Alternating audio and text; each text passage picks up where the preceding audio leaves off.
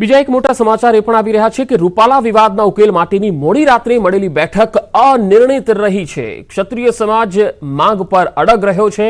રાજપૂત સંકલન સમિતિના આગેવાનો અને રાજ્ય સરકાર વચ્ચે બેઠક મળી હતી। ક્ષત્રિય સમાજના આગેવાનો પોતાની માંગ પર અડગ દેખાઈ રહ્યા છે। રૂપાલાની ટિકિટ રદ કરવાની માંગ પર અડગ છે। સરકારે રજૂઆતને હાઈકમાન્ડ સુધી પહોંચાડવા ખાતરી આપી। મોડી રાત્રે 2 કલાક સુધી ચાલી આ મહત્વપૂર્ણ બેઠક અને આ બેઠકમાં સીએમ પાટીલ હર્ષ સંઘવી પણ ઉપસ્થિત રહ્યા।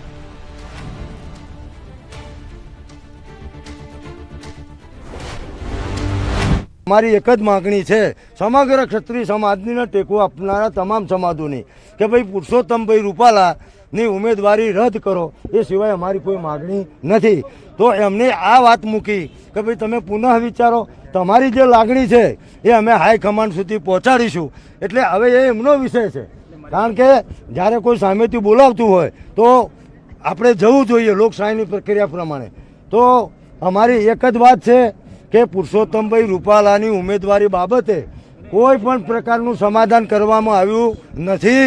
એટલે અમે હવે બીજું કોઈ અત્યારની તારીખની જે સ્થિતિ છે એ સ્થિતિમાં હું કહું છું કે અમે કોઈ બીજું સંમેલન કરવાના નથી, પણ સભાઓ એમની જ્યાં હશે ત્યાં અમે શાંત વિરોધ કરીશું। અમારી એક જ માંગણી છે કે પુરુષોત્તમભાઈ રૂપાલાની ટિકિટ રદ થવી જોઈએ। બીજી અમારી સમાજની કોઈ માંગણી નથી, માત્ર એક જ છે ને અમને બહુ વ્યવસ્થિત સારી રીતે સાંભળ્યા છે। એ લોકો કીધું કે અમે ઉપર તમારી માંગણી પહોંચાડશું અને એ લોકો એમ કીધું કે કાંઈ બીજો રસ્તો નીકળે, માફી માંગે તો એવો કાંઈ રસ્તો કાઢો, તો એ કીધું અમારા પાસે બીજો કોઈ રસ્તો નથી। માત્ર અમારી એક જ માંગણી છે કે પુરુષોત્તમભાઈ રૂપાલાની ટિકિટ રદ થવી જોઈએ।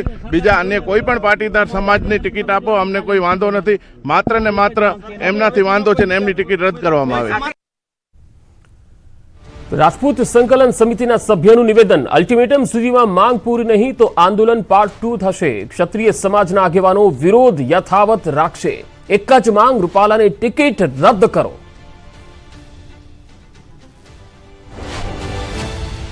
પાર્ટ 2 એટલે પુરુષોત્તમભાઈ રૂપાલા ઉમેદવાર તરીકે ચાલુ રહે તો અમારો પાર્ટ 2 અમલી બનશે, એની પણ અમે ચર્ચા કરી છે। એમાં જે જિલ્લામાં સંમેલનો બાકી છે એ સંમેલનો કરવાનું કરીશું।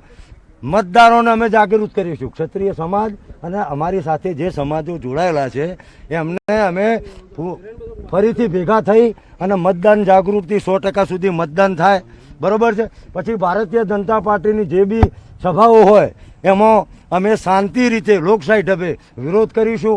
ક્ષત્રિય સમાજનું જે આંદોલન ચાલી રહ્યું છે તે વિવાદનો અંત આવે તેને ધ્યાનમાં રાખીને મોડી રાત્રે મુખ્યમંત્રી નિવાસસ્થાને એક બેઠકનું આયોજન કરવામાં આવ્યું હતું, જેમાં સંકલન સમિતિના 15થી વધારે સભ્યો છે તે આ બેઠકની અંદર હાજર રહ્યા હતા અને ખાસ કરીને આ વિવાદનો અંત કેવી રીતે આવે તે અંગે ચર્ચા વિચારણા કરવામાં આવી હતી। જોકે મહત્વની બાબત તો એ છે કે લગભગ 2 કલાકથી વધારે સમય આ બેઠક ચાલી હતી અને આ 2 કલાક સમય જેટલી જે બેઠક ચાલી હતી તેમાં અનેક મુદ્દાઓને લઈને ચર્ચા કરવામાં આવી હતી, પરંતુ જે ક્ષત્રિય સમાજ છે તે પોતાની માંગને લઈને અડગ રહ્યા હતા અને તેઓની જે શરૂઆતથી એક જ માંગ હતી કે જે પુરુષોત્તમ રૂપાલા છે તેની ઉમેદવારી રદ કરવામાં આવે, તેની ટિકિટ છે તે પરત લેવામાં આવે અને તે જ માંગ છે તે આ બેઠકની અંદર પણ તેઓએ મૂકી હતી। જોકે બીજી તરફ સરકાર તરફથી તેઓને એ પણ કહેવામાં આવ્યું હતું, જે બેઠક હતી તેમાં મુખ્યમંત્રી ભૂપેન્દ્રભાઈ પટેલ, CR પાટીલ, ગૃહમંત્રી હર્ષ સંઘવી આ તમામ લોકો હાજર હતા અને જ્યારે સંકલન સમિતિ દ્વારા પોતાનો પ્રસ્તાવ છે તે આ